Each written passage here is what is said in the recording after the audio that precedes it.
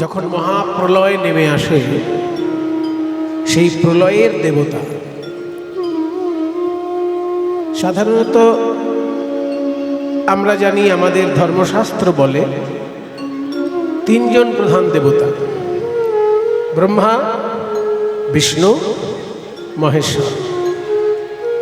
ব্রহ্মা সৃষ্টিকর্তা, বিষ্ণু পালনকর্তা, আর মহেশ্বর প্রলয়কর্তা। ব্রহ্মা, বিষ্ণু, শিব তিনজন মিলে কিন্তু একই তত্ত্ব, একই ঈশ্বরের কৃপা তিনজনের মধ্যে দিয়ে তিন ভাবে প্রকাশিত হয়। আশ্চর্যভাবে আপনারা দেখুন, ইংরেজরা যাকে গড বলে জানে, খ্রিস্টানরা গড বলে না ভগবানকে। গড শব্দটার ভিতরেও কিন্তু ওই তিনটে ঘটনাই খেলা করছে। GOD, god. এই গড মানে কি? যে কোনো শব্দের তো একটা মানে থাকবে, কারণ অর্থহীন শব্দ তো পশু পাখি বলে, মানুষ তো অর্থহীন শব্দ বলে না। অর্থহীন শব্দ মানুষ উচ্চারণ করে, বিশেষ বিশেষ পরিস্থিতিতে করে, কিন্তু মূলত মানুষের একটা বৈশিষ্ট্য হচ্ছে, যখনই শব্দ বলবে তার একটা মানে আছে। কোনো কোনো শব্দের মানে থাকে না, কিন্তু শব্দটা উচ্চারণ শুনলে বোঝা যায় তার বক্তব্য কি। যেমন কেউ আমার আঘাত করলো, আমি তখন বললাম আহ। এই আ কিন্তু শুধু একটা আকার মাত্র, কিন্তু তার মানে কি? আহ। তার মানে হচ্ছে আমার খুব ব্যথা লেগেছে। অর্থাৎ ওখানে বেশি শব্দ বলতে হলো না, শুধু আয়েতে বিসর্গ দিয়ে দিলেই বোঝা গেল যে সে বলতে চাইছে যে আমার খুব ব্যথা লেগেছে। তাকে আর মুখে বলতে হলো না আহ আমার খুব ব্যথা লেগেছে, বলার দরকার নেই। মারার সঙ্গে সঙ্গে যদি কেউ আহ বললো, তাহলে জানতে হবে যে তার ব্যথা লেগেছে। ঠিক তেমনি শব্দ যখন আমরা কোনো কোনো সময় উচ্চারণ করি অর্থহীন ভাবে, তারও একটা অর্থ থাকে। তাহলে জিওডি, গড মানেটা কি? জি মানে জেনারেশন, ও মানে অর্গানাইজেশন, আর ডি মানে ডিস্ট্রাকশন। তিনটে শব্দের সংক্ষিপ্ত রূপ ওইখানে রয়েছে। সংক্ষিপ্ত রূপকে ইংরেজিতে বলে অ্যাব্রিভিয়েশন। তাহলে জি মানে জেনারেশন, অর্থাৎ সৃষ্টি তত্ত্ব, আর ও মানে অর্গানাইজেশন, পরিচালনা বা পরিপালন, আর ডিতে ডিস্ট্রাকশন মানে ধ্বংস বা বিনাশ। তাহলে আমরা যেমন তিনজন দেবতার মধ্যে দিয়ে ঈশ্বরের তিনটি লীলাকে উপলব্ধি করি। ব্রহ্মা করেন সৃষ্টি, বিষ্ণু করেন পালন, দেবাদিদেব মহাদেব করেন বিনাশ বা প্রলয়। এই তিনজনেরই কিন্তু কর্মকাণ্ডটা ওই গড শব্দটার মধ্যে নিহিত আছে। কাজে জিওডি, গড, এই শব্দটার একটা মানে আছে, কিন্তু শব্দটার অন্তর্নিহিত অর্থটা আরো বিস্তারিত। এমনি গড শব্দের মানে হচ্ছে গুড। ইংরেজিতে গড মানে গুড। তাহলে আমরা তো গুড বয় বলি, গড বয় তো বলি না। বলতাম যদি 1000 বছর আগে আমরা ইংল্যান্ডে থাকতাম। প্রাচীন ইংরেজিতে, ওল্ড ইংলিশে জিওডি, গড মানে গুড। প্রাচীন ইংরেজি যখন আস্তে আস্তে মডার্ন ইংলিশে পরিণত হলো, তখন জিওডির মাঝখানে আর একখানা ও ঢুকে গেল। মানে একটু পিছন থেকে বাজা, একটু পিছন থেকে বাজা, আর একটা ও জুড়ে গেল। জিওডি, তার মধ্যে মাঝখানে একটা ও যুক্ত হয়ে গেল। এটা ভাষার ইতিহাসে হয়ে থাকে। মানে ওকে অনেক সময় ও উচ্চারণ করা হয় তো। যেমন পূর্ববঙ্গের লোকেরা লোককে বলে লুক, ভোগকে বলে ভুগ। ঢাকায় যাদের বাড়ি, ঢাকা এলাকায় যারা থাকে, ঢাকা এলাকায় যারা বাস করেন, সেইখানকার লোকেরা লোককে বলে লুক। তাহলে লয়কার ক লোক, লেখার সময় লিখছে লোক, বইতে পড়ার সময় পড়ছে লোক, লয়কার ক লোক, কিন্তু মুখে বলার সময় লুক উচ্চারণ হচ্ছে। আজ আমাদের বাড়িতে মহাপ্রভুর ভোগ হইবে, ভোগ, ভয়কার গ ভোগ, ভোগটাকে বলছেন ভোগ। তাহলে আমাদের চোখের সামনেই যেমন দেখতে পাচ্ছি, বাঙালিদের মধ্যেই এমন একটা গ্রুপ আছে যারা ওকে উ উচ্চারণ করছে। ঠিক তেমনি জিওডি গড লেখা হয় কিন্তু উচ্চারণ হতো গুড। সেই জন্য পরবর্তীকালে দুটো শব্দ আলাদা হয়ে গেল। GOOD গুড মানে হয়ে গেল ভালো, আর জিওডি গড মানে হয়ে গেল ঈশ্বর। কিন্তু গড শব্দের আসল মানে হলো গুড। এই জগতের মধ্যে তিনিই একমাত্র গুড আর সব ব্যাড, এইটা বোঝাতে গিয়ে ইংরেজরা এই গড শব্দটা ঈশ্বরের নামে যুক্ত করেছিল। তা না হলে এই খ্রিস্টান ধর্ম যেখানে শুরু হয়েছে সেখানে কিন্তু ঈশ্বরকে গড বলা হয় না। এসব মজার গল্প যে কোনো খ্রিস্টানকে ধরে ধরে এগুলো জিজ্ঞেস করবেন, তারা অনেক সময় জানেই না তাদের ইতিহাস, যে গড শব্দটা ইংরেজদের শেখানো। খ্রিস্টান ধর্ম যেখানে শুরু হয়েছে সেই ইসরায়েল। খ্রিস্টান ধর্ম শুরু কোথায় হয়েছে? ইংল্যান্ডে না জার্মানিতে? ওরা তো পরে খ্রিস্টান হয়েছে। ইংল্যান্ডের লোকেরা, জার্মানির লোকেরা, পুরো ইউরোপ, পুরো আমেরিকা, এসব খ্রিস্টান হয়েছে অনেক পরে। খ্রিস্ট ধর্ম যখন শুরু হয়, শুরুটা হয়েছিল ইসরায়েলে। সেই জন্যই খ্রিস্টানরাও চায় যে ইসরায়েল দেশটা যেন লড়াই করেও টিকে থাকে। কারণ ইসরায়েল দেশটা যদি ইহুদিদের দখলে থাকে তাহলে খ্রিস্টানরা শান্তিপূর্ণভাবে সেখানে গিয়ে যীশু খ্রিস্টের জন্মস্থানে প্রণাম করে আসতে পারবে। অন্য ধর্মের লোক যদি ওই জায়গাটা দখল করে নেয়, ঢুকতেই দেবে না ইসরায়েলে। সেই জন্য খ্রিস্টানরাও চায় যে ইসরায়েল যত সম্ভব লড়াই করে যেন নিজের দেশটাকে টিকিয়ে রাখে। কারণ ওই ইসরায়েলেতেই রয়েছে যীশু খ্রিস্টের জন্মভূমি। যীশু খ্রিস্টের জন্মস্থানটাও ইসরায়েলের মধ্যেই পড়ে। তার মানে খ্রিস্ট ধর্মের জন্মস্থান ইসরায়েলের মধ্যে। সেই ইসরায়েলে কিন্তু কেউ কোনোদিন গড বলে ঈশ্বরকে ডাকেনি।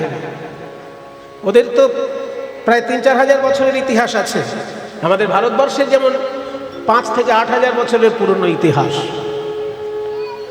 হরপ্পা মহেঞ্জোদারো সভ্যতা 5000 বছর প্রাচীন। আর গবেষকরা বলেছেন তার থেকেও প্রাচীন হচ্ছে বৈদিক সভ্যতা। কাজে বেদের যে সৃষ্টি হরপ্পা মহেঞ্জোদারোর থেকেও আগে। এই কি তখন লেখা হতো না, মুখে মুখে বইগুলো চলাফেরা করত। সেই জন্য লিখিত প্রমাণ নেই, কিন্তু ঐতিহাসিকগণ গবেষণা করে দেখেছেন যে হরপ্পা মহেঞ্জোদারোর থেকেও প্রাচীন সভ্যতা হচ্ছে বেদের সভ্যতা, বৈদিক সভ্যতা। কাজে আমাদের ভারতবর্ষে যেমন হরপ্পা মহেঞ্জোদারোর সভ্যতা 5000 বছর প্রাচীন, আর বৈদিক সভ্যতা আরও প্রাচীন, ঠিক তেমনি ইসরায়েলেও খ্রিস্টান ধর্ম শুরু হয়েছে 2000 বছর আগে। তারও আগে থেকে ইহুদিরা ওখানে বাস করে। ইহুদিরা ওখানে বাস করে খ্রিস্টানদের জন্মাবার আগে, মানে খ্রিস্ট ধর্ম জন্মাবার আগে। সেই জন্য ওখানে খ্রিস্ট ধর্মের সৃষ্টি। ইসরায়েলে কিন্তু কোথাও গড বলে ঈশ্বরকে প্রকাশ করা হয় না। গড শব্দটা ঈশ্বরের ক্ষেত্রে ইংরেজদের অবদান। ইংরেজি সাহিত্যের প্রাচীন ভাষায় জিওডি গড মানে গুড, ঈশ্বর একমাত্র গুড আর সব ব্যাড, এইটা বোঝাতে গিয়ে তারা গুড শব্দটা শুধু ঈশ্বরের জন্য ব্যবহার করত, সেখান থেকে গড হয়েছে। তাই শব্দ যখন বলা হয় তার একটা মানে থাকে।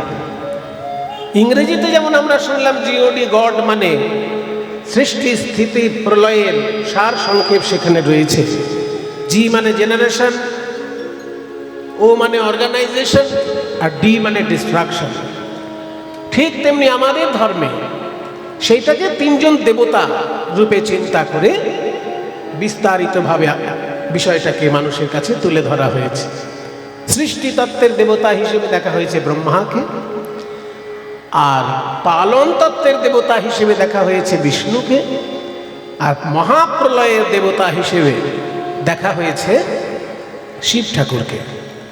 তবে মহাপ্রলয়ের দেবতা শিব ঠাকুর এই কথাটা যদি শুধু মহাপ্রলয়ের দেবতা বলে বেঁধে দেওয়া হয় তাহলে কিন্তু অন্যায় হয়। মাইকটা না একটু রিভাব টিভাব কমিয়ে দাও, শুকনো রাখো, না কথাগুলো যেন লোকে পরিষ্কার শুনতে পায়। ঝিনঝিন ঝিনঝিন করলে বা ইকো ইকো ভাব হলে কথা বুঝতে খুব অসুবিধে হয়। ওই জন্য কথাটা পরিষ্কার যেন সবাই শুনতে পায়। হ্যালো হ্যালো, আরও কম চাই, রিভাব টিভাব আরও কমিয়ে দাও। হ্যালো, হ্যাঁ শুকনো চাই। তো যেটা বলছিলাম যে যদি বলা হয় যে শিব ঠাকুর শুধু মহাপ্রলয়ের দেবতা, এটা কিন্তু আবার এক পেশে কথা হয়ে যাবে। কারণ শিব ঠাকুর মানেই শুধু ধ্বংস করবেন তা নয়, শিব ঠাকুর হচ্ছেন জগৎ গুরু।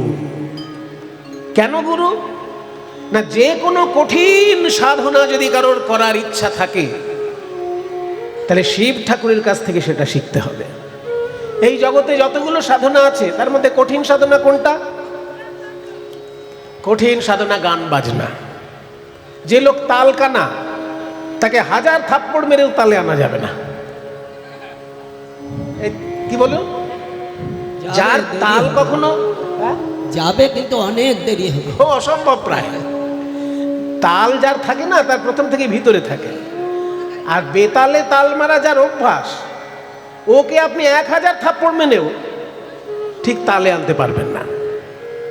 সেই জন্য গান বাজনাটা খুব কঠিন জিনিস। আর যার বেসুরো লোকের কে সুরে আনা খুব কঠিন কাজ। তাহলে গান বাজনা যেমন একটা কঠিন বিষয়, আবার গান বাজনা ঈশ্বরের সাধনার জিনিস। সেটা যদি কারোর শিখতে ইচ্ছে হয় ওই শিব ঠাকুরই শেখাবেন। কারণ সঙ্গীতের হচ্ছেন তিনিই প্রথম আচার্য, গানেরও তিনি আচার্য, নাচেরও তিনি আচার্য, আবার বাজনারও তিনি আচার্য। গানের আচার্য কি করে বুঝলেন? না যখন নারদ মুনি গান গেয়ে রাগ রাগিনীকে অসুস্থ করে ফেলেছিল, একটা ঘটনা আছে। নারদ একবার অহংকার করে গান গেয়েছিল, আমি সব সময় বীণা বাজিয়ে বীণার সঙ্গে, কই বীণা বাজাও দেখি, ওই দেখুন বীণা বাজছে।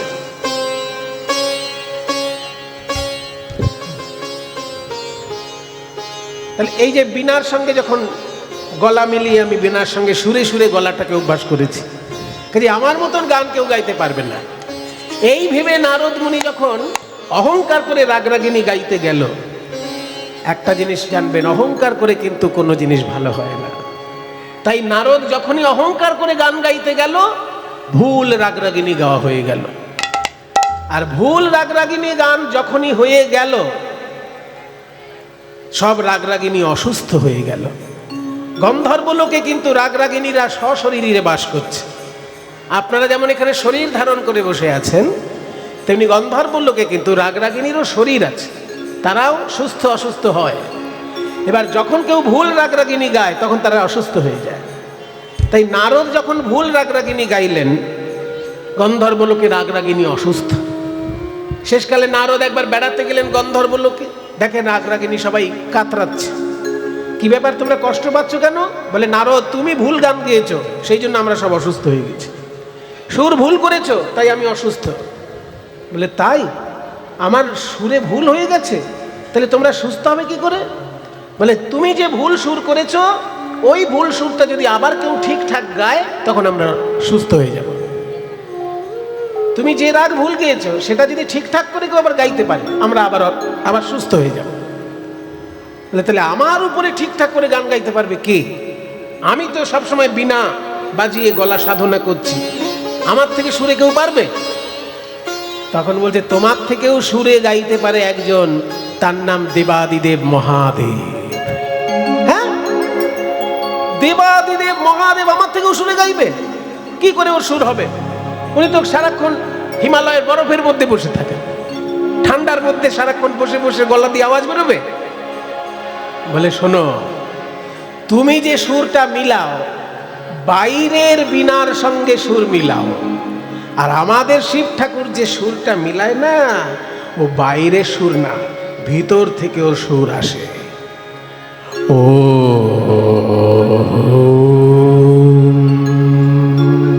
নাভি থেকে ওর সুর আসে। ও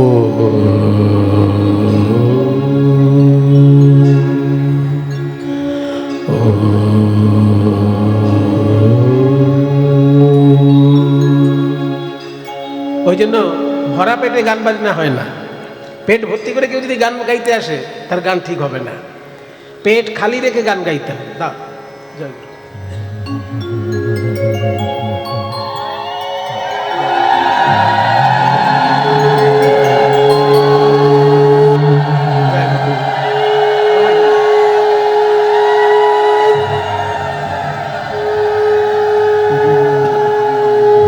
জয় গুরু জয় গুরু, নিতাই গৌর প্রেমানন্দে হরি বল। ঠিকঠাক করে যদি কেউ গান বাজনা করতে চায়, একেবারে আকণ্ঠ চর্বচস্য লেজ্জ পেয় খেয়ে কি আই ঢাই করে একদম গলা ভর্তি করে কেউ যদি আসরে আসে, তার শুধু চিৎকার করা সম্ভব হবে, নিচের দিকে সুর গাওয়া সম্ভব হবে না।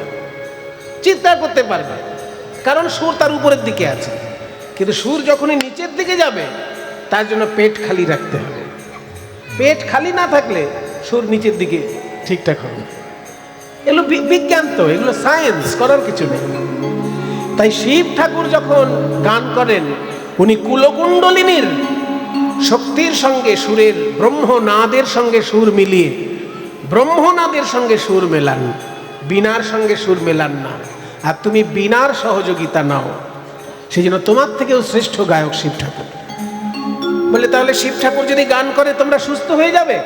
রাগরাগিনীরা বললো আমরা সুস্থ হয়ে যাবে যদি শিব ঠাকুর গান করেন।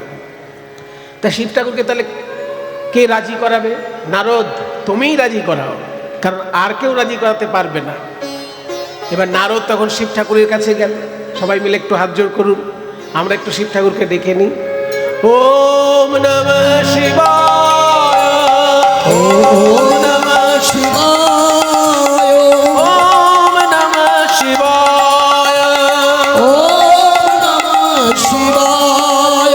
মনীষ মনীষ মশেষ গুণম গুণহীন মহিষ গণাভरणम গণীর্জিত দুর্জয় দৈত্যপুরম প্রণমামি শিবং শিবকল্পতরু।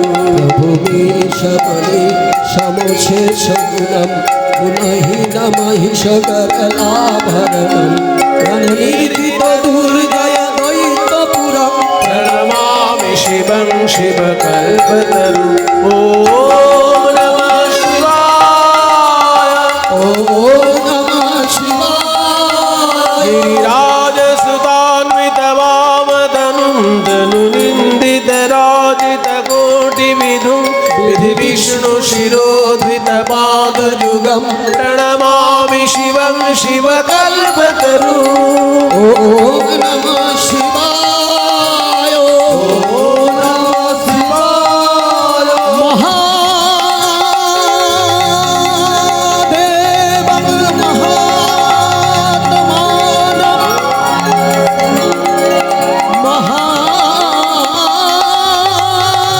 महायोगी महेश्वरं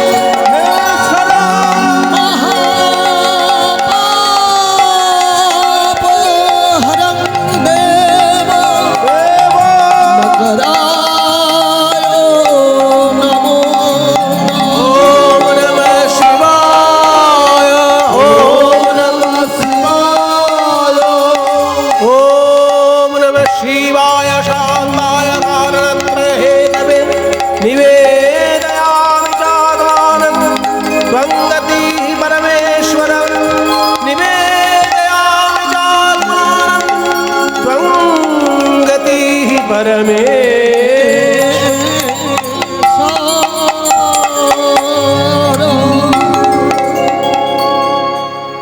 শিব ঠাকুরকে উদ্দেশ্য করে বলছে, ওম ধ্যায়ে নিত্যং মহেশং রজতগিরিনিভং চারুচন্দ্রাবতংশম রত্নাকল্পোজ্জ্বলাঙ্গং परशुमृगबराभीतिहस्तं प्रसन्नं पद्मासीनं समन्तात् स्तुतममरगणैः व्याघ्रकृतिं वसानं विश्वाद्यं विश्वबीजं निखिलभयहरं पञ्चवक्त्रं त्रिनेत्रं শার্ধচন্দ্রং শিবং বন্দে ভালে বৃষভবাহনম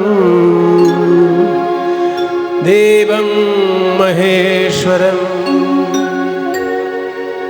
দেবাদিদেব মহাদেবকে যখনই প্রণাম করেছেন, কি ব্যাপার নারদ, আজকে আমাকে এত প্রণামের ঘটা কেন? নিশ্চয়ই কিছু একটা অভিসন্ধি নিয়ে এসেছো আমার কাছে। তুমি তো আমাকে এত প্রণাম রোজ করো না, আজ এত একবারে প্রণামের ঘটা, শ্লোক যেন শেষই হচ্ছে না। বলে শুনুন দেবাদিদেব মহাদেব, কিছু মনে করবেন না, আমি একটা অন্যায় করে ফেলেছি। আমি রাগরাগিনী গাইতে গিয়ে একটু অহংকার করে ফেলেছি, তাই আমার ভুল রাগরাগিনী গাওয়া হয়ে গেছে। আর ভুল রাগরাগিনী গাইলে রাগরাগিনী অসুস্থ হয়ে যায়, সেটা আমি আগে জানতাম না। গন্ধর্ব লোকে বেড়াতে গিয়ে দেখলাম রাগরাগিনী অসুস্থ। তারা বলল, নারদ তুমি ভুল গান গেয়েছো, সেই জন্য আমরা অসুস্থ হয়ে গেছি। তো তারাই আবার বলল, যদি কেউ সুস্থ করতে চায় আমাদেরকে, ওই রাগরাগিনী আবার ঠিক করে গাইতে হবে, তবে আমরা সুস্থ হব। তা আপনার মতন তো কেউ গান গাইতে পারবে না, আপনি দয়া করে ওই রাগরাগিনী আবার সুস্থ করে গান করুন, সঠিকভাবে গান করুন। শিব ঠাকুর বললেন, দেখো গান গাইতে আমার আপত্তি নেই, কিন্তু উপযুক্ত শ্রোতা আমার চাই। ভালো শ্রোতা না হলে ভালো গান বেরোবে না, তাই না? মনে করুন শ্রোতার কোয়ালিটি যদি খুব খারাপ থাকে, তাহলে গায়ক কি করবে? ভালো গায়কও যদি আসে, সেখানে দায় সারা গোছের গান গেয়ে চলে যাবে।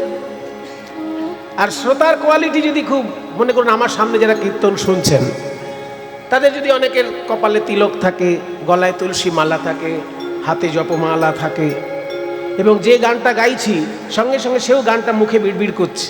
মনে করুন একটা গানের লাইন আমি গাইছি, সেও দেখছি মুখে গানটা বিড়বিড় করছে, তাহলে জানবো গানটা জানে, সমঝদার শ্রোতা।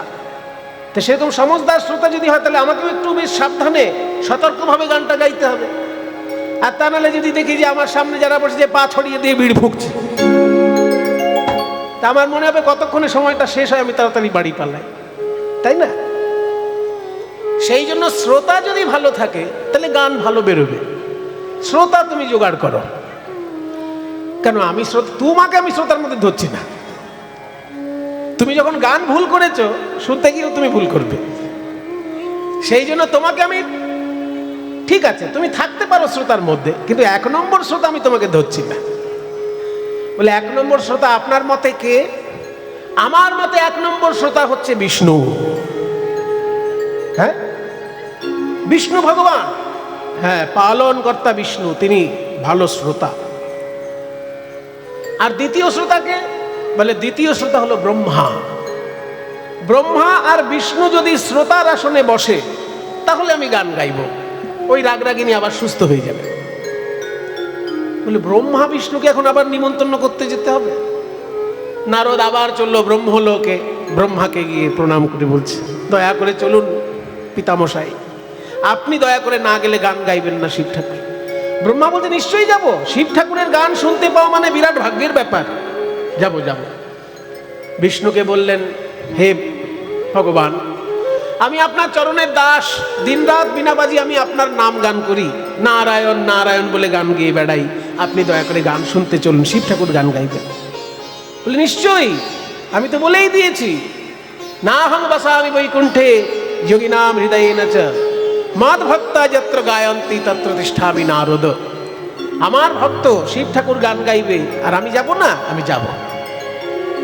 ব্রহ্মা এসে বসলেন, শিব ঠাকুর এসে বসলেন, মা সরস্বতী নিজে বীণা বাজাচ্ছেন, আর গণেশ মৃদঙ্গ বাজাচ্ছে। আসরটা চিন্তা করুন কিরম আসর, মা সরস্বতী বীণায় আর গণেশ বাজাচ্ছে মৃদঙ্গ, শিব ঠাকুর গান গাইছেন, বিষ্ণু আর ব্রহ্মা শ্রোতা, তাদের পেছনে বসে নারদ মুনি শ্রবণ করছেন। এইরকম অপূর্ব সঙ্গীতের আসর যখন বসলো, এমন দিব্য সঙ্গীত গাইছেন শিব ঠাকুর যে গান শুনে বিষ্ণু থরথর করে কাঁপতে কাঁপতে তার সর্বঙ্গ গলে যেতে লাগলো, বিগলিত হতে লাগলো। মানে মোমের পুতুল যদি তাপ পায়, যেমন আস্তে আস্তে গলতে থাকে, ঠিক তেমনি বিষ্ণু শিব ঠাকুরের গান শুনে গলে যেতে লাগলেন। আর বিষ্ণুর ওই শ্রী অঙ্গ গলিত জল তার চরণ হয়ে বেয়ে পড়তে লাগলো।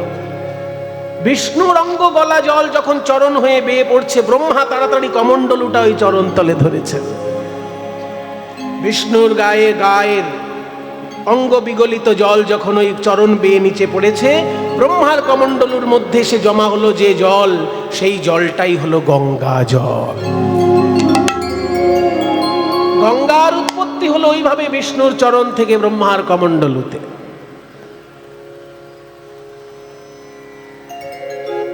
তারপরে সব রাগ রাগিনী যখন সুস্থ হয়ে গেলেন, সেদিন থেকে ব্রহ্মা বিষ্ণু ঘোষণা করলেন যে সঙ্গীত যদি কেউ গাইতে চায় ঈশ্বরের উদ্দেশ্যে, শিব ঠাকুরকে প্রণাম না করলে তার সঙ্গীত সম্পূর্ণ হবে না। ওই জন্য শিব ঠাকুর হচ্ছেন সঙ্গীতের আদি গুরু। তিনি গানও যেমন জানেন, নাচও তেমন জানেন। দেখবেন যে কোনো নৃত্যশিল্পীর বাড়ি যাবেন, সেখানে নটরাজ মূর্তি দেখতে পাবেন। নটরাজ মূর্তি নৃত্যশিল্পীর, প্রত্যেক নৃত্যশিল্পীর বাড়িতে থাকে। কাজে শিব ঠাকুর নাচের গুরু, গানের গুরু, বাজনার গুরু। এছাড়াও তিনি হচ্ছেন যোগের গুরু, যোগ সাধনা। যারা প্রাণায়াম করেন, এই যে বাদিক থেকে বায়ু নেওয়া, মাঝখানে বায়ুকে আবদ্ধ রাখা, তারপর ডান দিক থেকে বায়ু ত্যাগ করা, আবার ডান দিক থেকে বায়ু নিয়ে মাঝখানে আবদ্ধ রেখে বাদিক থেকে বায়ু ত্যাগ করা, এই বিদ্যাটা সহজ জিনিস নয়। এই প্রাণায়াম বিদ্যা হচ্ছে আমাদের ভারতবর্ষের অতি প্রাচীন একটা বৈজ্ঞানিক বিদ্যা। বিদেশে ডাক্তাররা গবেষণা এখনো করে চলেছেন যে ভারতবাসীর এই বিদ্যা সারা পৃথিবী যদি পায়, তাহলে অনেক রোগ তাদের দূর হয়ে যাবে এই প্রাণায়ামের দ্বারা। এই যোগ বিদ্যারও তিনি হচ্ছেন গুরু, তন্ত্রবিদ্যার তিনি হচ্ছেন গুরু, অনেক কঠিন কঠিন বিদ্যার গুরু হচ্ছেন শিব ঠাকুর। কাজেই তাকে শুধুমাত্র বিনাশের দেবতা হিসেবে চিন্তা করা সেটা ঠিক নয়। সব থেকে বড় কথা হলো যে 12 জন বৈষ্ণব আচার্যর মধ্যে একদম সবার উপরে শিব ঠাকুরের নাম। 12 জন যে বৈষ্ণব আচার্য বৈষ্ণব ধর্মকে প্রতিষ্ঠা করেছেন পৃথিবীর বুকে, সেই 12 জন কারা? স্বয়ম্ভূর নারদ শম্ভু, কুমার কপিল মনু, প্রহ্লাদ জনকো ভীষ্ম, বলির বৈয়াসকের বয়ম। স্বয়ম্ভু মানে ব্রহ্মা, নারদ নারদ মুনি, শম্ভু শিব ঠাকুর। শিব ঠাকুরের নামটা কত নম্বরে এলো চিন্তা করে রাখবেন, পরে বলছি। স্বয়ম্ভূর, নারদ, শম্ভু, কুমার, কুমার মানে সনত কুমার, কপিল, কপিল মুনি যার জন্য গঙ্গাসাগর। সব তীর্থ বারবার, কিন্তু গঙ্গাসাগর ভারতের অন্যান্য প্রান্তে গেলে আপনারা বাঙালির খুব একটা সুনাম শুনতে পাবেন না। যে প্রদেশেই যাবেন বাঙালির একটু নিন্দে শুনে আসতে হবে। আগে ছিল বাঙালির সুনাম। যখন ব্রিটিশ রাজত্বের রাজধানী কলকাতা ছিল, সেই সময় বাঙালির সুনাম সারা ভারতে ছড়িয়েছিল। কারণ ব্রিটিশরা তাদের ইউরোপের জ্ঞান ভাণ্ডার কলকাতায় এনে বিতরণ করেছিলেন। কাজে ভারতবাসী যদি ইউরোপের জ্ঞান ভাণ্ডার প্রথমে কেউ পেয়ে থাকে, সেটা বাঙালিরা পেয়েছে। ইংরেজদের রাজধানী যেহেতু কলকাতা তখন, সেই জন্য ইংরেজদের যে জ্ঞান, ইউরোপের যে জ্ঞান ভাণ্ডার, সেই জ্ঞান ভাণ্ডারের চর্চা তখন কলকাতায় হচ্ছে। সারা ভারত তখন প্রাচীন শিক্ষা লাভ করছে, আর কলকাতা তখন আধুনিক শিক্ষা লাভ করছে। সেই জন্য কলকাতার আধুনিক শিক্ষায় শিক্ষিত বড় বড় বাবু তখন সারা ভারতে গিয়ে কোথাও অধ্যাপক হতো, কোথাও ডাক্তার হতো, কোথাও উকিল হতো। যত বড় ডাক্তার বাঙালি বাবু, যত বড় ব্যারিস্টার বাঙালি বাবু। সেটা ব্রিটিশ যুগে, স্বাধীনতার পরে নয়। স্বাধীনতার পরে আমাদের শিক্ষার অধঃপতন ঘটেছে। সেই জন্য সারা ভারতে কিন্তু এখন 1 নম্বর ডাক্তার মানে বাঙালি নয়, 1 নম্বর ইঞ্জিনিয়ার মানে বাঙালি নয়, অন্য জাতের লোক। কিন্তু ইংরেজরা থাকার সময় বাঙালি বাবুরাই সারা ভারতবর্ষের শিক্ষার উপরে রাজত্ব করেছে। কারণ ইংল্যান্ড থেকে জ্ঞান ভাণ্ডার কলকাতায় এসে বিতরণ হয়েছে, তারপরে সারা ভারতে ছড়িয়েছে। সেই জন্য বাঙালিদের একটা সম্মান ছিল সারা ভারতে। কিন্তু আস্তে আস্তে শিক্ষার অধঃপতনের জন্য বাঙালির সম্মান ধীরে ধীরে ক্ষীয়মান হয়ে উঠেছে। আমি আশাবাদী যে আমাদের ছেলে মেয়েরা আবার সুশিক্ষা লাভ করবে, বাঙালি আবার সুশিক্ষায় শিক্ষিত হয়ে সারা পৃথিবীতে ছড়িয়ে পড়বে, এটা আমি ভগবানের কাছে প্রার্থনা করি। তাহলে সারা ভারতের অন্যান্য প্রদেশে গেলে বাঙালির নিন্দে শুনতে হয়, কিন্তু সারা ভারতবাসীকে বাংলায় একবার আসতেই হবে, কারণ হার তীরথ বারবার গঙ্গা সাগর একবার।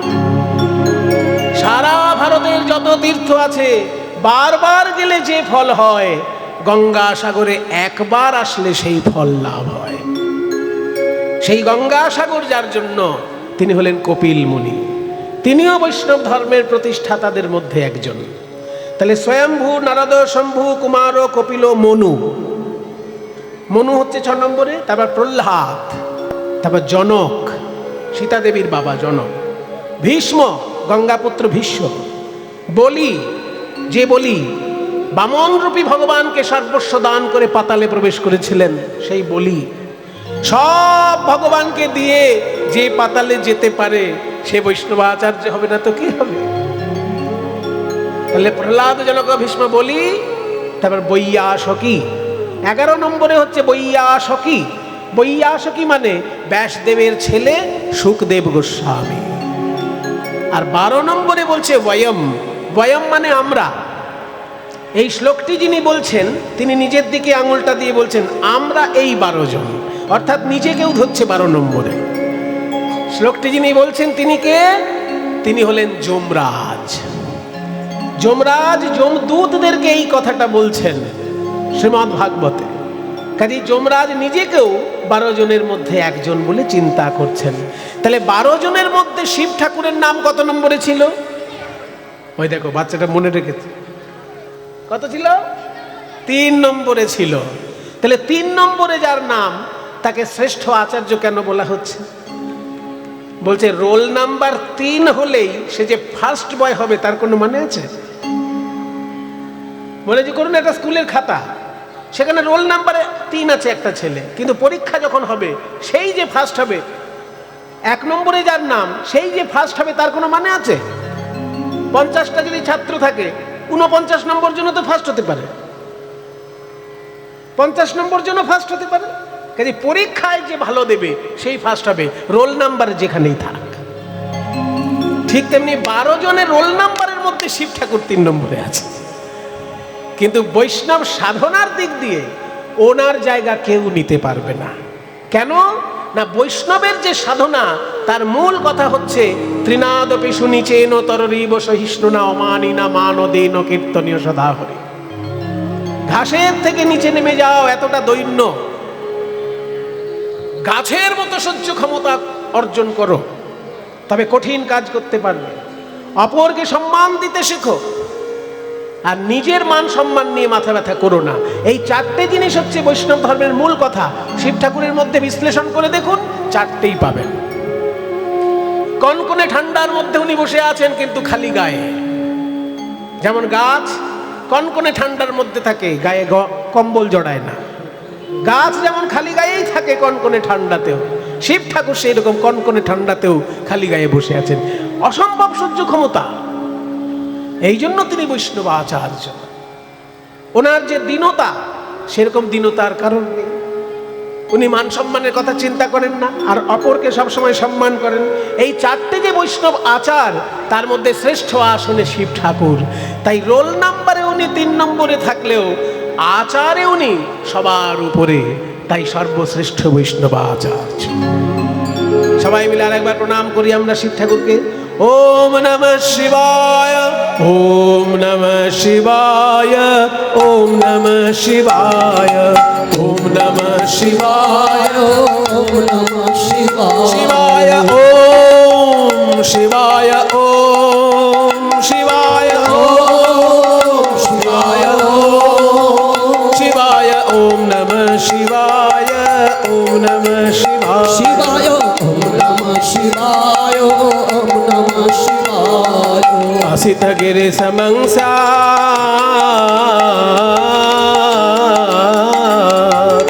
শিব শিব সমংসাদ জলং সিন্ধু পাত্রে सुरतरुवर शाखा लेखनी पत्र मुर्वी लिखति यदि गृहीत्वा शारदा सर्वकालं तदपि तव गुणानामीश पारं न याति ॐ नमः शिवाय ॐ नमः शिवाय शिवाय ॐ नमः शिवाय ॐ नमः शिवाय ॐ नमः शिवाय ॐ नमः शिवाय ॐ नमः शिवाय ॐ नमः शिवाय ॐ नमः शिवाय। যে শ্লোকটি আমি বললাম, এই শ্লোকটি যিনি রচনা করেছেন অতি প্রাচীনকালের একজন মুনি, তার নাম পুষ্পদন্ত মুনি। এই পুষ্পদন্ত আসলে ছিলেন একজন গন্ধর্ব। প্রতিদিন শিব ঠাকুরকে প্রণাম করে পুজো করে চলে যেতেন। তা সেই শিব ঠাকুরকে যিনি গন্ধর্ব প্রণাম করে চলে যেতেন তাকে দেখা যেত না। হ্যাঁ, তা সেই জন্য একদিন হঠাৎ তিনি ধরা পড়ে যান, এবং ধরা পড়ে যান একটা লোকের কাছে। লোকটাকে বললেন, তুই আমায় ছেড়ে দে, ছেড়ে দে। বলে, না, আমি ছাড়বো না, তুমি শিব ঠাকুরের কিছু মহিমা আমাকে শোনাও, তারপর আমি তোমায় ছাড়ব। তখন পুষ্পদন্ত বললেন যে ঠিক আছে, আমি তোকে শোনাচ্ছি, তুই পারলে মুখস্থ কর আর পরবর্তীকালে লিখে রাখবে। এতটাই মেধাবী ছিলেন সেই ভক্ত, যিনি ওই গন্ধর্বের কাছ থেকে এটা শুনে পুরো মুখস্থ করে ফেলেছিলেন। পরবর্তীকালে সেটা আমরা লিখিত আকারে পাই। এই স্তোত্রটার নাম হচ্ছে শিব মহিম্না স্তোত্রম, লেখক পুষ্পদন্ত মুনি। এবং আপনারা শুনলে অবাক হবেন, এই এত বড় একটা স্তুতি, 40টা মতন প্রায় শ্লোক আছে। আমি তো একটা উচ্চারণ করলাম আপনাদের কাছে, 40টা মতন শ্লোক রামকৃষ্ণদেবের পুরো মুখস্থ ছিল। এবং রামকৃষ্ণদেব এই স্তব দক্ষিণেশ্বরের ওই শিব মন্দিরগুলোতে সকালবেলায়, গঙ্গার ধারে দক্ষিণেশ্বরে শিব মন্দিরগুলো আছে না, ওই শিব মন্দিরে রামকৃষ্ণদেব সকালে যখন পুজো করতে যেতেন, এত উচ্চ ঈশ্বরে সুন্দর করে এই স্তব পাঠ করতেন। লেখা আছে যে মন্দির যেন গমগম করছে, একদম গমগম করতে পুরো দক্ষিণেশ্বর মন্দির রামকৃষ্ণদেবের এই স্তোত্র পাঠ। একটু মানেটা বলে দিই, যে শ্লোকটা আমি বললাম সেটা একটু মানে বলি।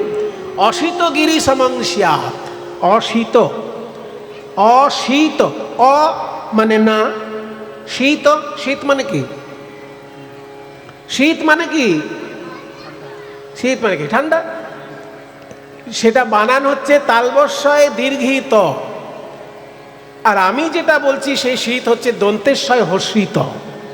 বলে, ওইরকম একটা শীত আছে নাকি? আবার দন্তেশ্বয় হর্ষিত, এই শীত মানে সাদা। তাহলে অশীত মানে সাদা নয়, অর্থাৎ কালো। কালো বলতে এখানে কালি বোঝাচ্ছে। সারা পৃথিবীতে যতগুলো পাহাড় পর্বত আছে সেগুলোকে গুঁড়ো করে যদি কালি বানানো হয়, অশীত গিরি সমংস্যাৎ, গিরি, গিরি মানে পর্বত, পাহাড় পর্বতগুলো গুঁড়ো করে যদি কালি করা হয়, কজ্জলং সিন্ধু পাত্রে, এবং সাগর মহাসাগরগুলো যদি দোয়াত হয়, পাহাড় পর্বত গুঁড়ো করে কালি আর সাগর মহাসাগরকে দোয়াত যদি বানানো হয়, আর কল্পবৃক্ষের ডালপালা যত কাটবে তত গজাবে, যত কাটবে তত গজাবে। ওই কল্পবৃক্ষের ডালপালা যদি কলম হয়, আর স্বয়ং মা সরস্বতী যদি সারাক্ষণ লিখে যান, তবুও শিব ঠাকুর তোমার গুণাবলীর কোনো সীমানা পাবে না। এইটা হলো এই শ্লোকটার মানে। অসিত গিরি সমংস্যাৎ, অসিত গিরি সমংস্যাৎ কজ্জলং সিন্ধু পাত্রে সুরতরুবর শাখা লেখনী পত্র মুর্वी लिखति यदि गृहीत्वा शारदा सर्वकालं तदपि तव गुणानाम् ईश पारं न याति। ॐ नमः शिवाय ॐ नमः शिवाय ॐ नमः शिवाय ॐ नमः शिवाय ॐ नमः शिवाय ॐ नमः शिवाय। সেই শিব ঠাকুর কলিযুগে কোন রূপে এলেন? চৈতন্য মহাপ্রভুর পার্ষদ হবেন বলে সেই শিব ঠাকুর কলিযুগে এলেন স্বয়ং অদ্বৈত আচার্য রূপে। আজকে অদ্বৈত আচার্য চোখের সামনে দেখলেন নিমাই সন্ন্যাসী হয়ে চলে গেল। তাই অঝোর ধারায় কাঁদতে লাগলেন, হে প্রভু, এই বুড়ো মানুষটা মরে যাবার পরই না হয় তুমি সন্ন্যাসী হতে, আমি বেঁচে থাকতে তুমি সন্ন্যাসী কেন হলে? যখন সনাতন ধর্ম চারিদিক থেকে আক্রান্ত, বিধর্মীদের অত্যাচার আর সনাতন ধর্মের ভিতরে যারা আছে তাদের কুসংস্কার, দুদিক থেকে সনাতন ধর্ম যখন আক্রান্ত, তখন আমি গঙ্গার ধারে গিয়ে মদন গোপাল নেমে এসো, মদন গোপাল নেমে এসো বলে একটা তুলসী পাতা ভাসিয়ে দিয়েছিলাম। আর সেই তুলসী পাতা গিয়ে সচিমাকে বেষ্টন করেছিল। তখন আমি বুঝেছিলাম সচিমায়ের গর্ভে আমার ভগবান নেমে আসছে। চোখের সামনে তোমাকে জন্মাতে দেখলাম নিমাই, চোখের সামনে তুমি নবদ্বীপে বড় বড় লীলা করলে, জগাই মাধায়ের মতন মাতালকে তুমি শুধু ভদ্রলোক বানালে না, তাদেরকে ভক্ত চূড়ামণি করে দিলে। মলয় চাঁদ কাজীর মতন কট্টরপন্থী সন্ত্রাসবাদী একজন শাসক, তাকে তুমি উদারপন্থী মানুষে পরিণত করলে। তাহলে তুমি যে নবদ্বীপে এত বড় বড় ঘটনা ঘটালে, আমার কত বুকটা ভরে যাচ্ছিল তোমাকে নিয়ে, আর আমার চোখের সামনে তুমি সন্ন্যাসী হয়ে চলে গেলে নিমাই। তাই কাঁদিছেন অদ্বৈতাচার্য, কাঁদিছেন অদ্বৈতাচার্য শ্রীবাস, সঙ্গে শ্রীবাস গদাধর।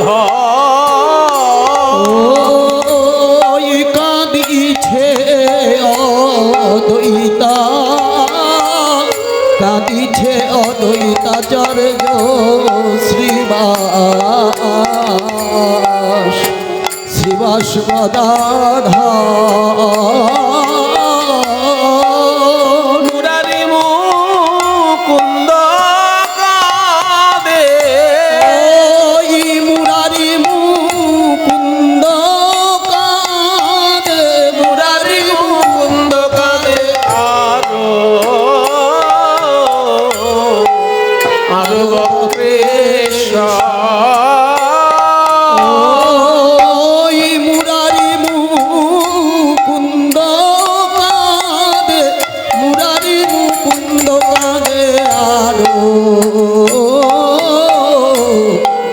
আরো অগ্রেসর।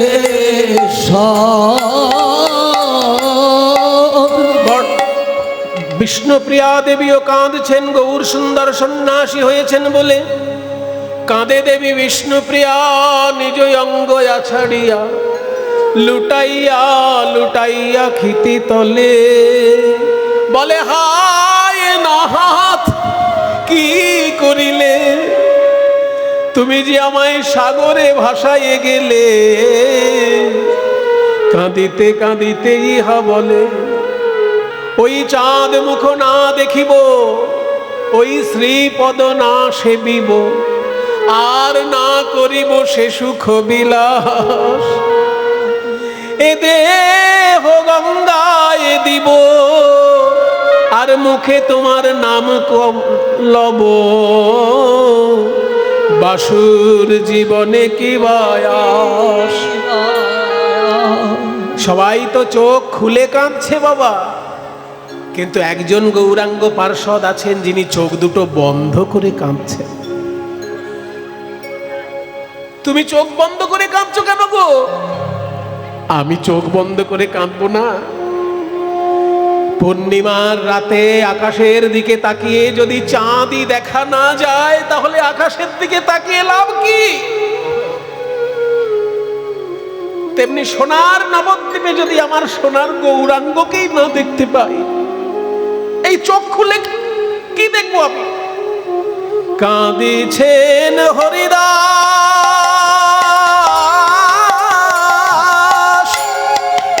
দুই আঁখি মুদিয়া। প্রভু হে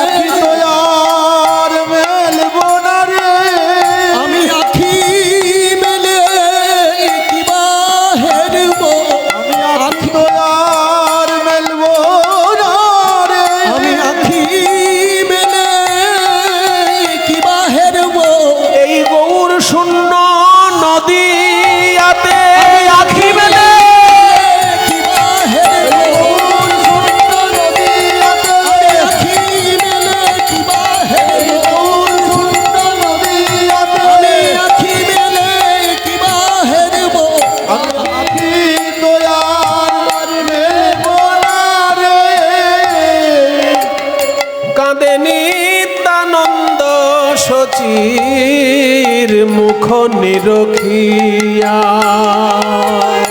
আর কাঁদে নিত্যানন্দ সচির মুখ নিরখিয়া। কোনো পাড়ায় কোনো ছেলে যদি সন্ন্যাসী হয়ে যায়, শুধু সেই বাড়ির লোকেরা কাঁদে না, পুরো গ্রামের লোক দুঃখ পায়। আর সেই ছেলেটি যদি আবার সুশিক্ষিত ভদ্র ছেলে হয়, কি বাবা, যদি একটা ফালতু ছেলে গ্রাম ছেড়ে চলে যায় তো গ্রামের লোক একটু শান্তি পায়। কিন্তু সুশিক্ষিত ভদ্র ছেলে যদি সন্ন্যাসী হয়ে চলে যায়, তাহলে সেই বাড়ির লোকেও যেমন কাঁদে, পাড়ার লোকেও কাঁদে, গ্রামের লোকেও কাঁদে। আর মহাপ্রভু কি সুশিক্ষিত ভদ্র শুধু, নবদ্বীপের মধ্যে সর্বশ্রেষ্ঠ পণ্ডিত, সব থেকে সুন্দর দেখতে, আবার সর্বশ্রেষ্ঠ পণ্ডিত। সে যখন চলে গেছে, পাড়ার লোকে সবাই কাঁদছে, সারা নবদ্বীপের লোকে কাঁদছে, কিন্তু একজন কাঁদছে না। কেন কাঁদছে না? কারণ সে নিজেও সন্ন্যাসী।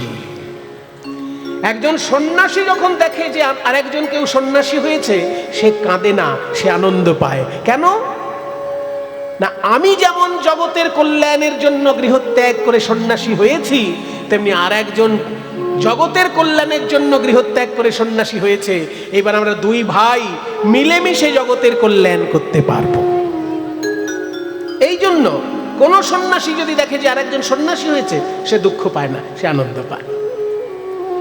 তাহলে নিত্যানন্দ নিজে সন্ন্যাসী, তাই গৌরাঙ্গ সন্ন্যাসী হবার ফলে তার আনন্দ হবার কথা, কিন্তু তারও চোখে জল দেখা গেল।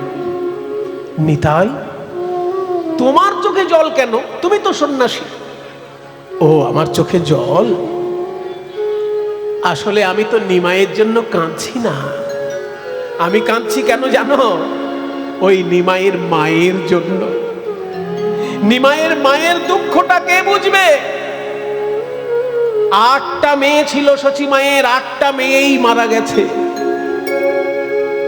দুটো ছেলের মধ্যে বড় ছেলে বিশ্বরূপ, সে 12 বছর বয়সে সন্ন্যাসী হয়ে চলে গেছে। আর একটা মাত্র ছেলে, তার নাম নিমাই, সেও আজকে 24 বছর বয়সে সন্ন্যাসী হয়ে চলে গেল। আর স্বামী জগন্নাথ মিশ্র পরলোক গমন করেছেন। তাহলে তো মায়ের আর কেউ রইল না। আমি নিত্যানন্দ, আমি যখন সন্ন্যাসী হয়েছিলাম, আমার ভাইরা বাড়িতে ছিল, আমি চলে এসেছি, আমার ভাইরা বাড়িতে ছিল, কিন্তু আমার মা কেমন করে কাঁদছিল সেটা আমার দেখা সম্ভব হয়নি। আজকে শচী মাকে দেখে আমার মনে হলো আমার মাও তাহলে এইভাবেই কেঁদেছে। কাঁদে নিত্যানন্দ শচীর মুখ নিরখিয়া। আর কাঁদে নিত্যানন্দ সচির মুখ নিরখিয়া। ও মা, তুমি কেঁদো না মা, তোমার নিমাই চলে গেছে সন্ন্যাসী হয়ে, কিন্তু আমি আরেকটা তোমার ছেলে আছি মা, তোমার কোনো দুঃখ কষ্ট আমি হতে দেব না। আমি তোমার আরেকটা ছেলে। শচীরানী হবে পাগলিনী, সচিরানী হবে পাগলিনী। বলে হারায়ে গৌর গুণমণি, মায় আমার যেন মনি হারা ফণি। হারায়ে গৌর গুণমণি, হারা ফণি। হারায়ে গৌর গুণমণি, আমার জনমণি হারা ফণি। হবে সচিরানী পাগলিনী। আর কাঁদে নিত্যানন্দ সচির মুখ নিরখিয়া।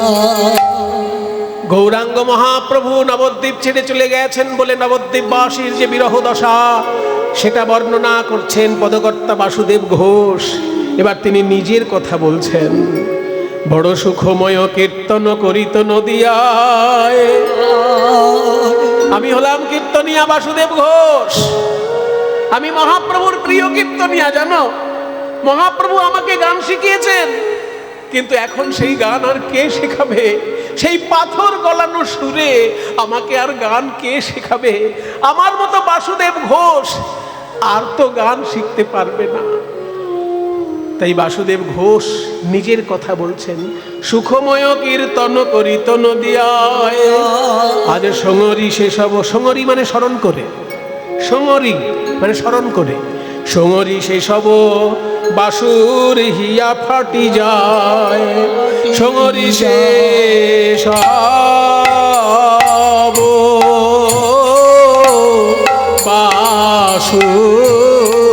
বাসুর হিয়া ফাটে, হিয়া ফাটি যায় গো ও সঙরি সে ফাটে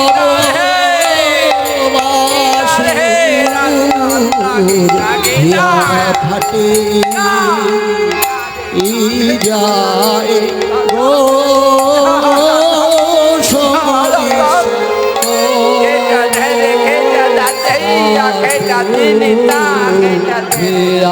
ফাটি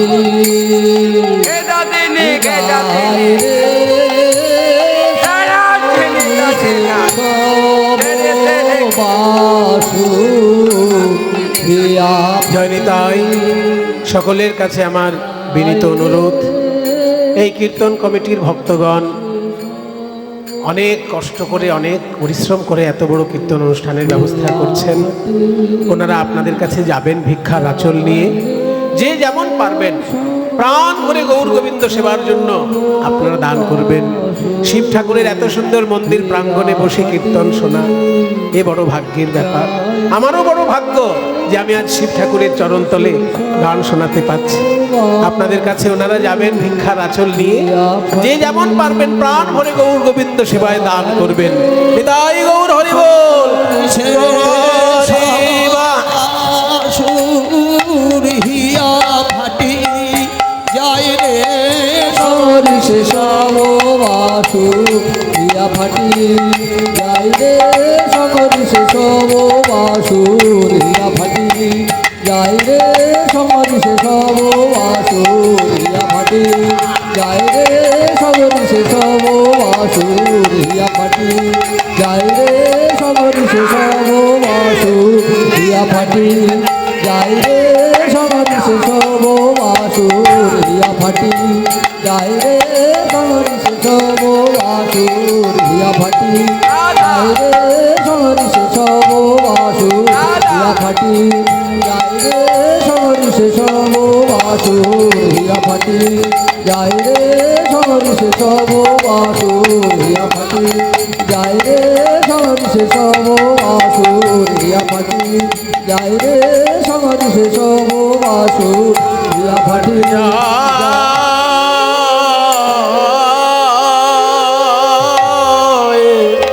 সঙরি সে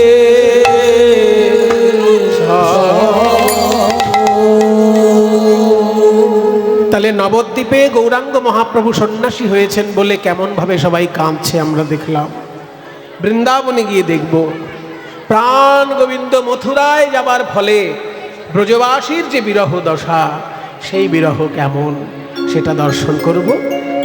তাকে বলে মাথুর বিরহ। মথুরায় যাবার ফলে যে বিরহ তাকে বলে মাথুর বিরহ। সেই মাথুর লীলা আস্বাদন হতে চলেছে। जब से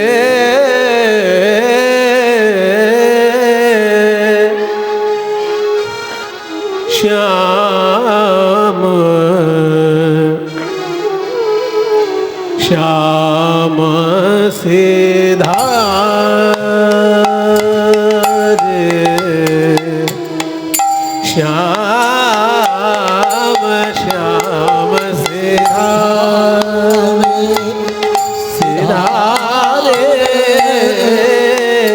जब से श्याम सीधा सीधा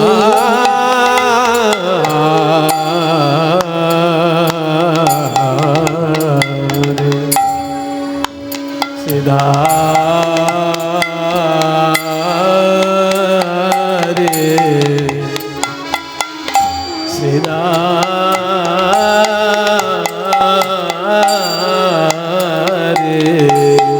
श्याम सीधा सीधा रे जब से शाम सिधारे तड़प तड़प जिया जाए,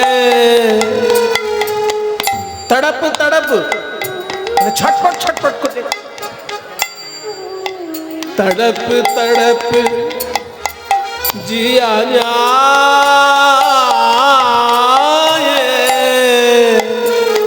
तड़प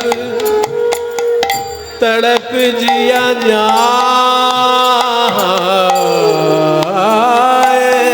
श्याम सिधारे सिधारे जब जब से शाम सिधारे सिधारे जब से शाम सिधारे जब से श्याम सिधारे, जब से মানে যখন থেকে, শ্যাম শ্যাম সুন্দর, সিধারে মানে বিদায় নিলেন, তখন থেকে তড়প তড়প ছটপট ছটপট করে জিয়া যায়, আমার প্রাণ যেন যায় সখী, তড়প তড়প জিয়া যায়, জিয়া যায়, শ্যাম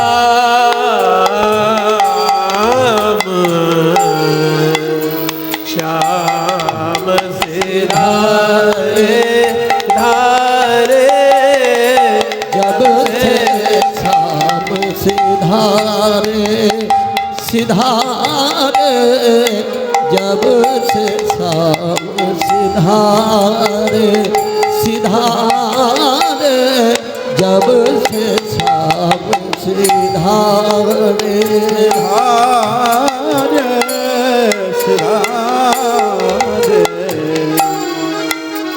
जब से सब से धारे जब से सब से बिन प्रीतम देखी,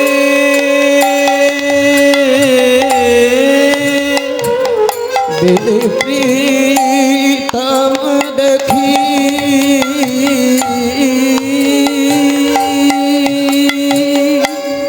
ওই প্রিয়তমকে দেখতে না পেয়ে, बिन प्रीतम देखी मेरा प्राण जावत है, बिन प्रीतम देखी मेरा प्राण जावत है,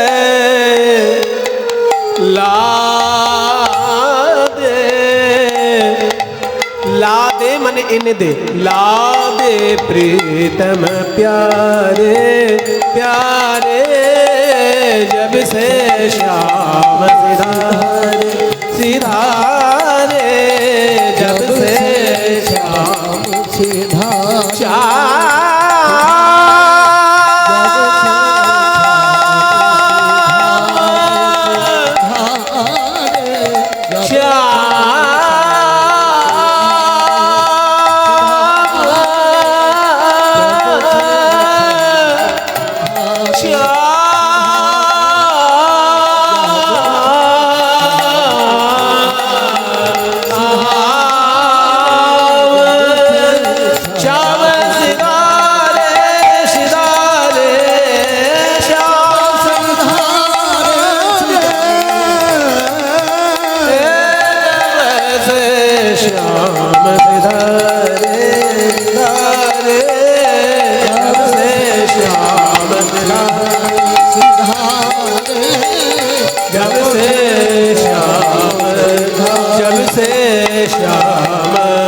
जब से श्याम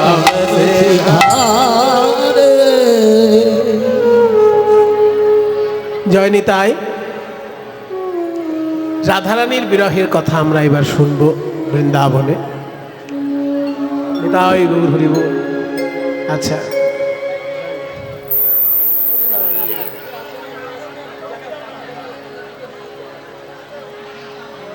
জয়নিতা একজন বয়স্ক মানুষ এসেছেন, ওনাকে আমরা কিছু বলছি না, কিন্তু এরপরে আর কেউ আসরে এসে এইভাবে আমাদেরকে দক্ষিণা দেবেন না, কারণ এতে গানের ভাবটা বারবার বারবার ক্ষতিগ্রস্ত হবে।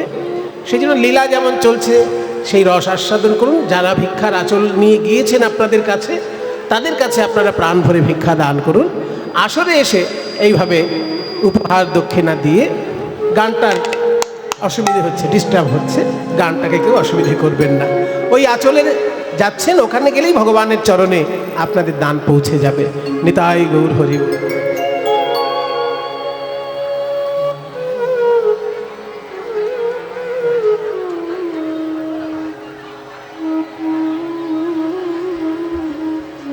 তাহলে বিরহের দশায় বর্ণনায় মাথুর বিরহ, মানে মথুরায় কৃষ্ণ গিয়েছেন বলে রাধারানীর মনে যে ব্যথা, সেই ব্যথার বর্ণনা যে লীলায় হয় তাকে বলে মাথুর বিরহ।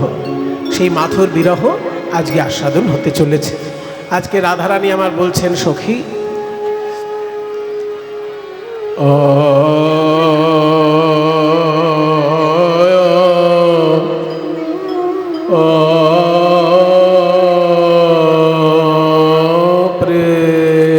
একটা দুর্লভ গান গাইছি, একটু অপ্রচলিত গান একটি গাইছি। আমি শুনেছি দাঁড়িয়া গ্রামে মূল পদাবলী কীর্তনের একটা মর্যাদা আছে, কাজে আপনারা সেই রসের উপযুক্ত শ্রোতা। কীর্তন গানের যে প্রাচীন গান, প্রাচীন তাল, সেগুলো এখনকার দিনে প্রায় হারাতে বসেছে। এখন আমরা একটা সেই রকম প্রাচীন গান গাইব, ধরা তাল বলে একে। এই তালটির বৈশিষ্ট্য হচ্ছে 16 মাত্রায় প্রত্যেকটাই তাল হবে, মাঝখানে কোনো ফাঁক নেই। 1 2 3 4 5 6 7 8 9 10 11 12 13 14 15 16 1, মানে প্রত্যেক বিভাগেই তাল। এবং এই তালটির নাম হচ্ছে ধরা তাল। 4 আবর্তনে গানটি সম্পূর্ণ হবে। পদটা বলছি আগে, তারপরে গানটা গাই, কারণ পদ মানেটা না বুঝলে গানের রস আস্বাদন করতে অসুবিধা হয়। বলছে, প্রেম কি অঙ্কুর জাত আত ভেলো না ভেলো যুগল পলাশা। এই পদটা এমন একটা ঐতিহাসিক পদ, একটা গান কিন্তু দুজন পদকর্তা মিলে লিখেছেন।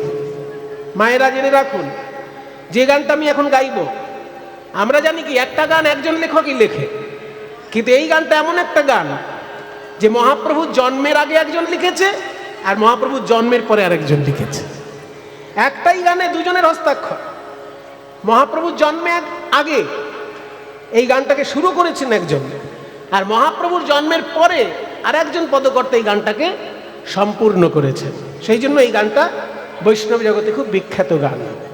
বলছে, প্রেম কি অঙ্কুর, মানে প্রেমের অঙ্কুর, জাত যখনই জন্মালো, আত ভেল, আত মানে আতপ অর্থাৎ রোদ্দুর, সূর্যের তাপ এত জোরে বেড়ে উঠলো অঙ্কুর বেরোনোর সঙ্গে সঙ্গে, যে সেই অঙ্কুরটা সূর্যের তাপে শুকিয়ে গিয়ে আর সেখান থেকে কচি পাতা বেরোলো না, অঙ্কুর অঙ্কুরই থেকে গেল, সেখান থেকে আর পল্লব প্রকাশিত হলো না।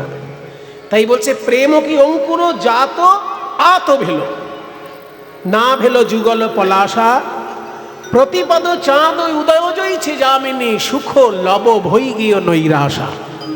প্রতিপদ মানে অমাবস্যার পরের দিন, ওইটা প্রতিপদ। অমাবস্যার পরের দিন প্রথম চাঁদ ওঠে, কিন্তু এত তাড়াতাড়ি উঠে বিলীন হয়ে যায় যে দেখা যায় না। খুব সংকীর্ণ একটা চাঁদের রেখা, চোখে ধরা পড়ে না। দ্বিতীয়ার দিন থেকে চাঁদকে আস্তে আস্তে দেখা যায়। ওই যে ঈদের চাঁদ দেখার জন্য সবার মধ্যে একটা ব্যাকুলতা থাকে না, মুসলমান ভাইদের মধ্যে, ঈদের চাঁদ, দ্বিতীয়ার চাঁদ দেখার জন্য। কেন না, অমাবস্যার পরের দিন যে চাঁদটা ওঠে সেটা ভালো করে দেখাই যায় না। ওই জন্য বলছে, প্রতিপদ চাঁদ উদয় জইছে যামিনী, সুখ লব। তেমনি আমার জীবনে সুখের লবমাত্র এসেছিল, তাও বিলীন হয়ে গেল। সুখ লব হই গেয় নৈরাশা। তাহলে গানটি হচ্ছে ধরাতাল। এবার আমি গানটি পরিবেশন করছি, একটু ধৈর্য ধরে শুনবেন। প্রাচীন গান, একটু সময় লাগবে কিন্তু ভাব সমৃদ্ধ। ও গো সখী প্রেম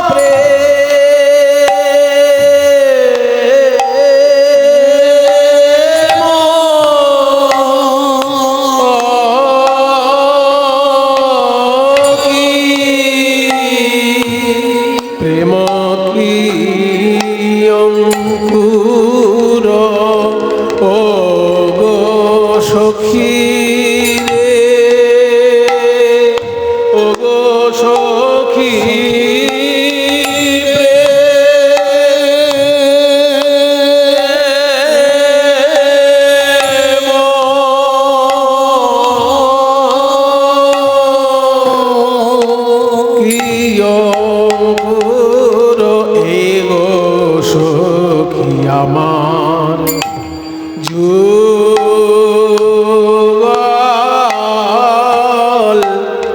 আমার জীবনে প্রেমের উদয়ে, কৃষ্ণ প্রেমের উদয়ে, প্রেমের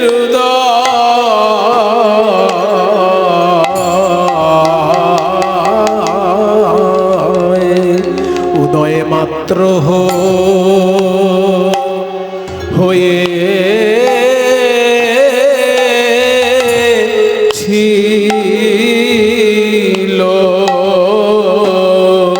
গো, উদয়ে মাত্র হয়েছিল প্রেম কিয় সখে আমার কৃষ্ণ প্রেমে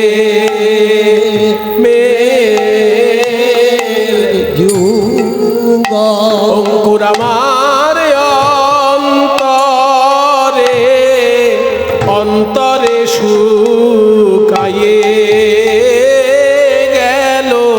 শুকায়ে গেল রে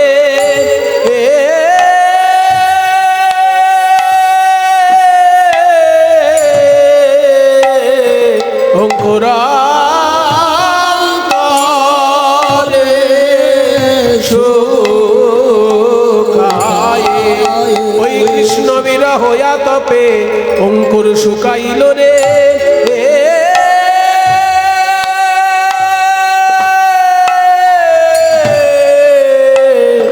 অঙ্কুর অন্তরে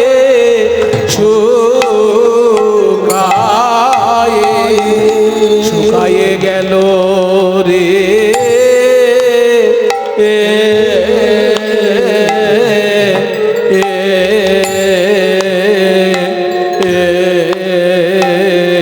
ও প্রেম কি ও আরে সখী না ভেলো মরিয়া রে, আরে সখী না ভেলো মরিয়া রে, আরে সখী না ভেলো মরিয়া রে, আরে সখী না ভেলো মরিয়া রে, আরে সখী না ভেলো মরিয়া রে, আরে সখী না ভেলো মরিয়া রে, আরে সখী না ভেলো মরিয়া রে।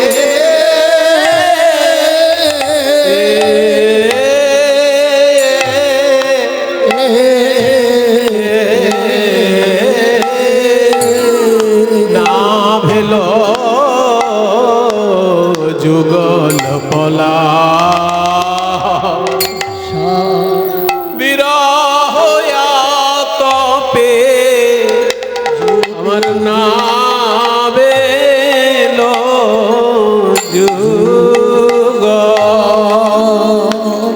সখী রে, আমার না ভেলো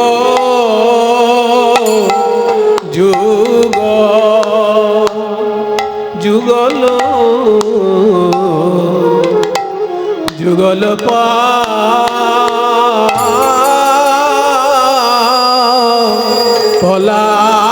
পলাশা অঙ্কুর হলো না রে না ভেলো যুগ। কি বলবো সখী রে,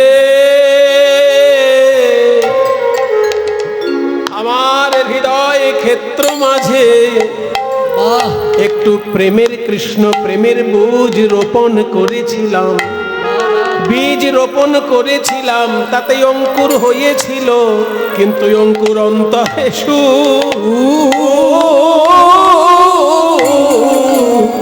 অন্তরে শুকায়ে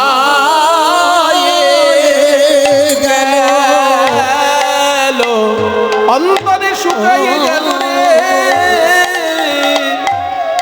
সুখের যুগল পল্লব হলো হলো না গো অঙ্কুর অন্তরে অন্তরে সুখায়ে গেল সখীরে যুগল পল্লব হলো না গো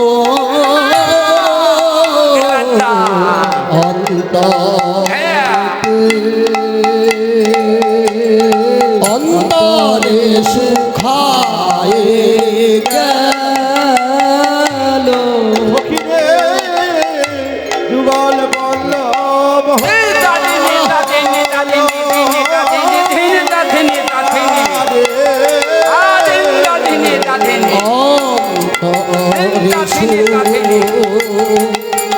অন্তরে সুখায়ে গেল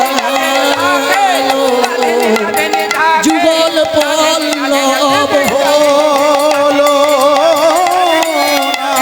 রে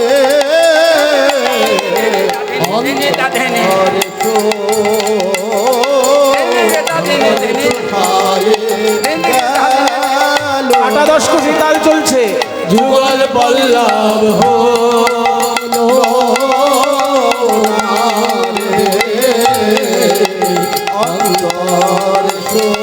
অঙ্কুর আমার অন্তরে শুকায়ে গেল রে যুগল পল্লব হলো তাই গৌর হরি অন্তর সুখায়ে গেল যুগল পল্লব হলো রে অন্তরে সুখ